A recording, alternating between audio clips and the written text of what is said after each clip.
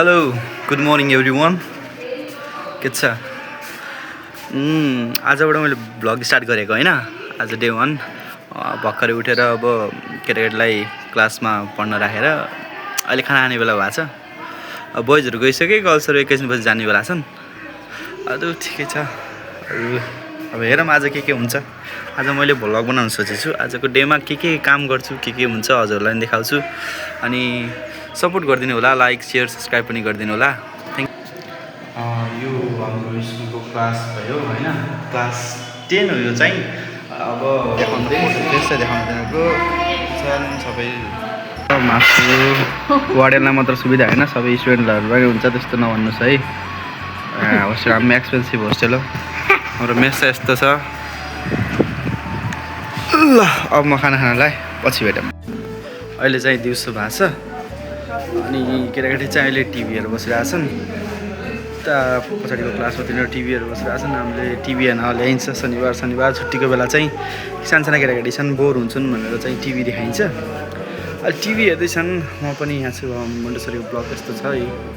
मुन्डेश्वरीको ब्लकमा त टिभी छ एसी छ त्यहाँ एसीमा टिभी हेरेर बसिरहेछन् मस्तसँग आई विल सो यु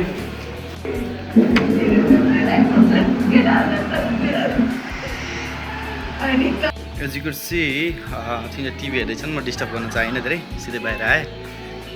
छन् धेरै छैनन् 10-20जना छन् अहिलेको लागि चाहिँ 10-15जना छन् त्यस्तै छ काम गरेर नास्ता खाएर भर्खर नास्ता खाएर बसेको इन्ट्रेस्टिङ केही हुँदैन होस्टेलमा यत्तिकै अब त्यही भन्नु यिनीहरूलाई गाली गर्ने पढ्न बसाल्ने पढ्ने कुरा गर्ने खेल्ने त्यही नै त हो अब के छ र अरू त अल दिस टाइम म त सुत्दैछु केटाकेटीले टिभी हेरेँ अब सिआइडी हेरेर गयो अब खाना जाने अनि पढ्न जाने अब अनदर नास्ता अब 4 बजिसकेको हुनाले 4 बजेको नास्ता आएको हाम्रो warden sir we are two here. This is our Khaireniko view from the top of our school.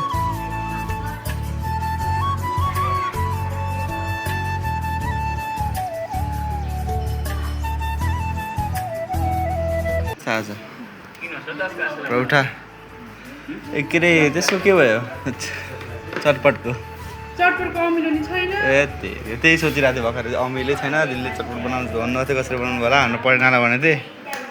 म पनि बिर्सेको अस्ति नै मसला छ के हो त्यो डब्बामा छ कि त्यहाँ राखेको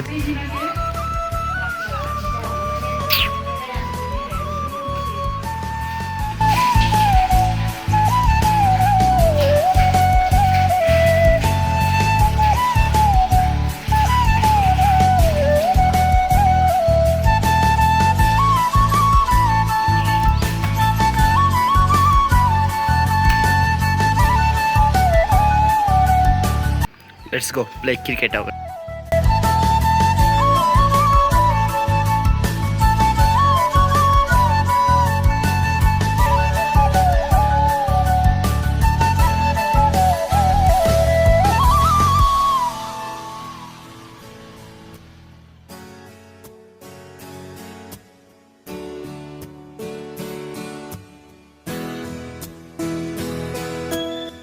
अनि अब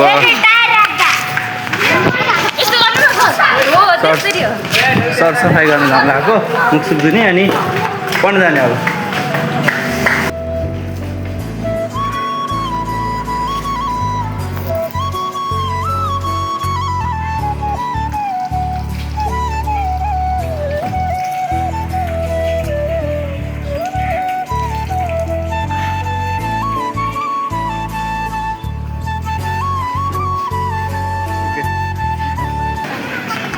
यिनीहरूलाई अझै खेल्न मन लाग्छ तर अब पाउँदैन अब टाइम भइयो